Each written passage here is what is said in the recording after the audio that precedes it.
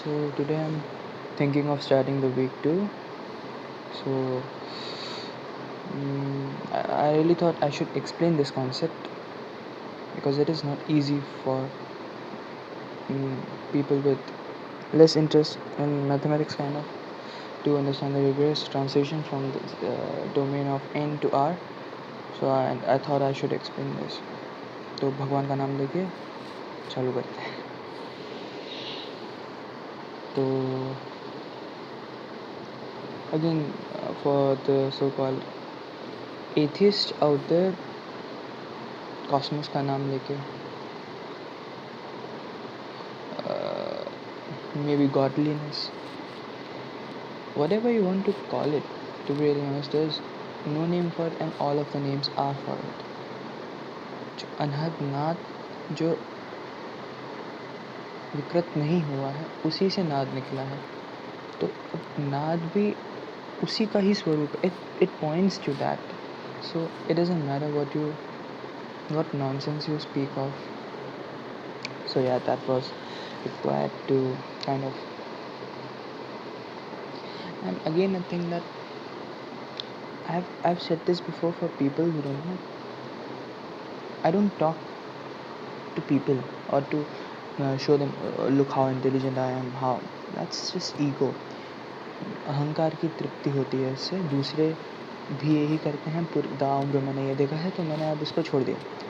अब मैं कोई भी चीज़ बोलता हूँ खुद को बोलता हूँ so that it reverberates inside and I can just get out of this habits. I've realized that I am just a bundle of compulsive habits. That's all I am as of now. And I this is just sadness, to be really honest. That's my present existence. It's full of sadness. But I will not make this video into all this nonsense. Since I started the game, I have to end it somehow. I don't know how. वाह 2 minute waste कर दिए तुम्हारे. चलो चालू करते हैं. Simple सा idea. अभी तक हम कंसिडर कर रहे थे सीक्वेंस की बात कर रहे थे. Sequence is a function from N to R. Value कुछ भी हो सकती है. अब हम बात करेंगे function. F is a mapping from R. General mapping real value function. तो डिफरेंस कहाँ है इन दोनों में? ये एन था डोमेन, यहाँ पे आर आ गया. So to understand the translation, we have to understand the difference in those two sets in some sense. This is very easy to understand. हमने बोला कि हम बात करते थे I don't need to copy from somebody else. I need to just express my heart's content of those nuances of mathematics. In some sense, big sense that is. So I'll try to do that. यही difference है. और क्या difference है? तो इन इसकी limit की बात करते थे. अब इसकी लिमिट की एफ एक्स की लिमिट की है सिंगल वेरिएबल फंक्शन जो normal continuous differentiable and all that nonsense.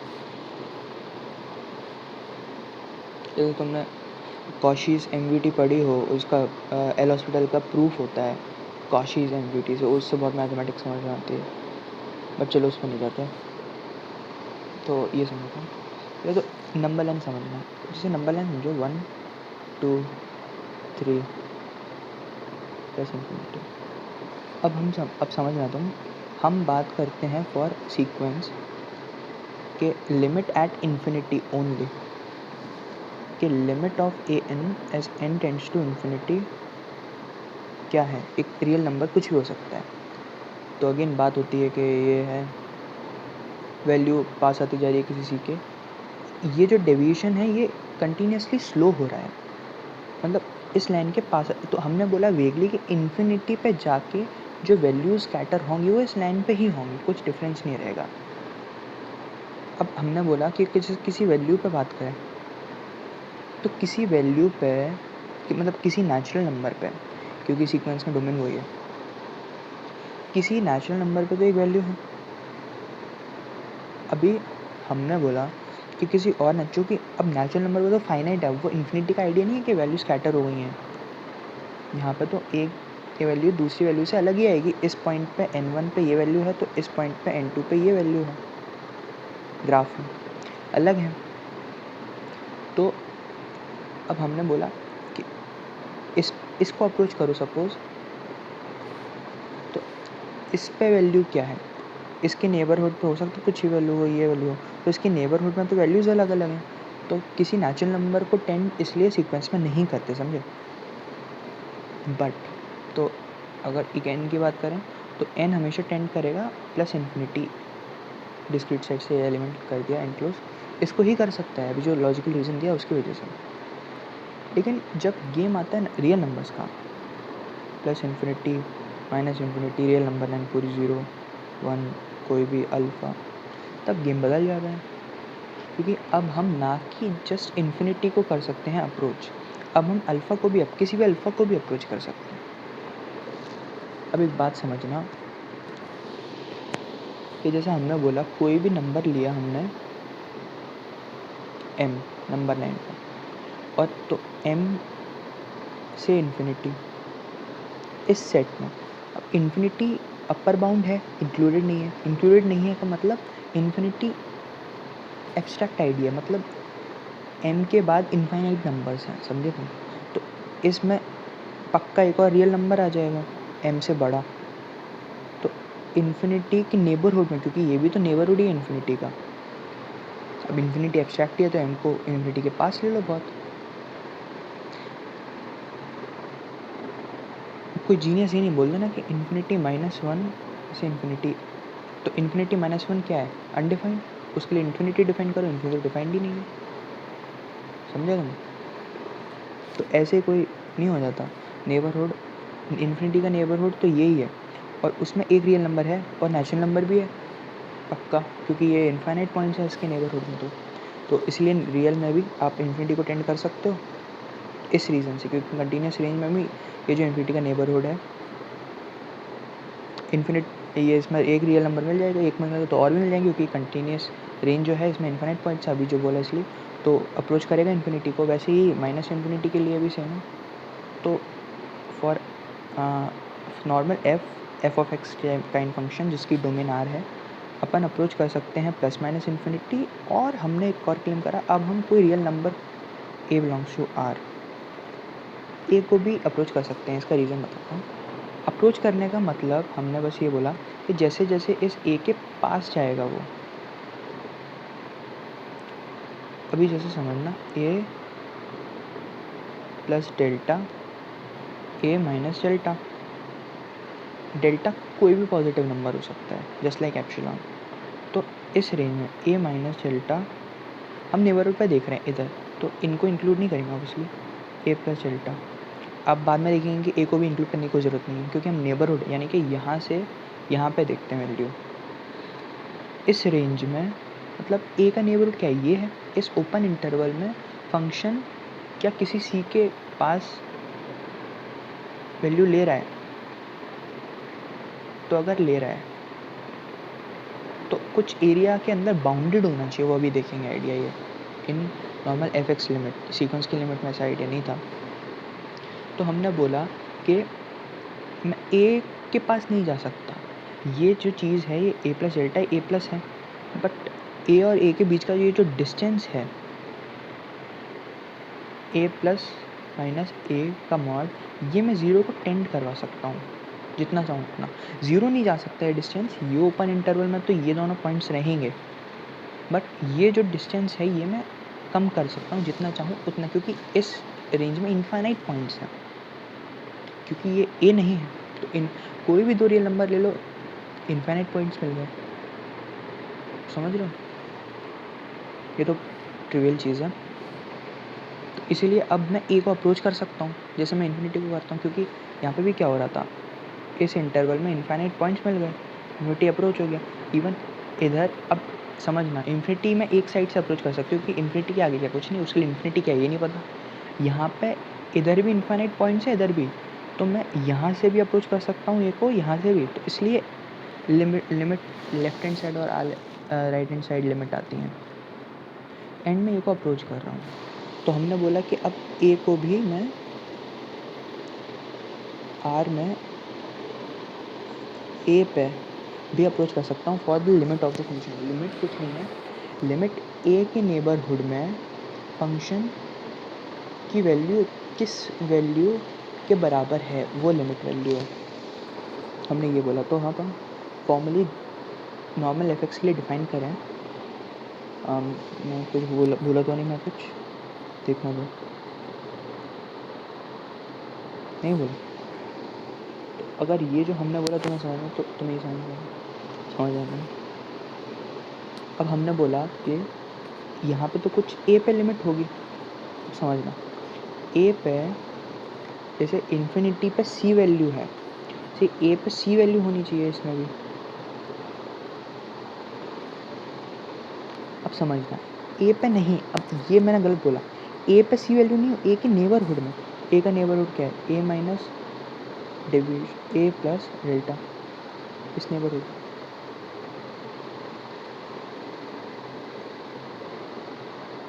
और क्या वैल्यू होनी चाहिए इन सारे पॉइंट्स पे? सी प्लस एप्सिलॉन और सी माइनस एप्सिलॉन इस डेविएशन या इस बॉक्स के अंदर। और अब फंक्शन का ग्राफ कुछ ऐसा है,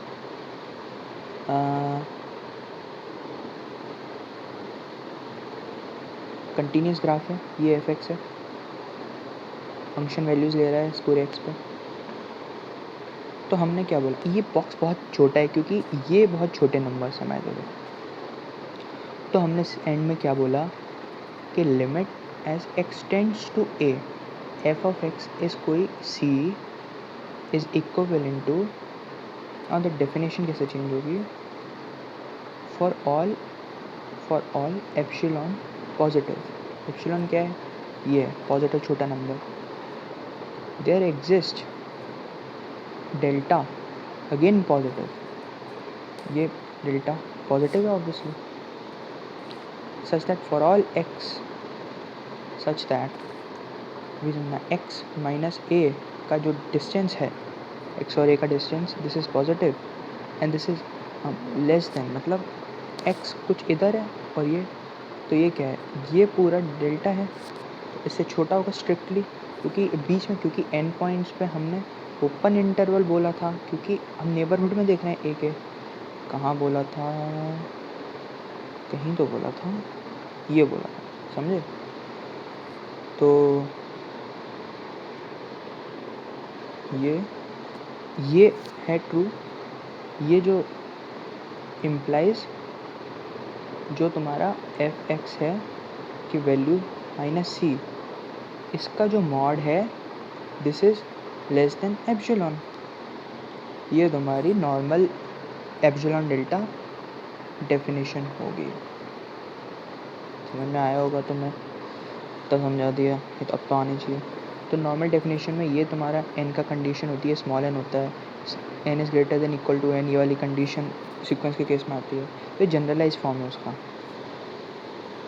अब इसको ग्राफिकली समझना, हमने बोला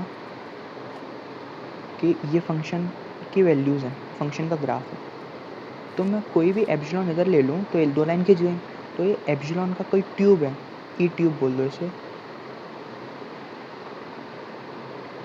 एक ना एक डेल्टा इधर मिल जाएगा, तो डेल्टा ए के पीछे डेल्टा, ए के आगे डेल्टा, तो ये डेल्टा ट्यूब बन जाएगा।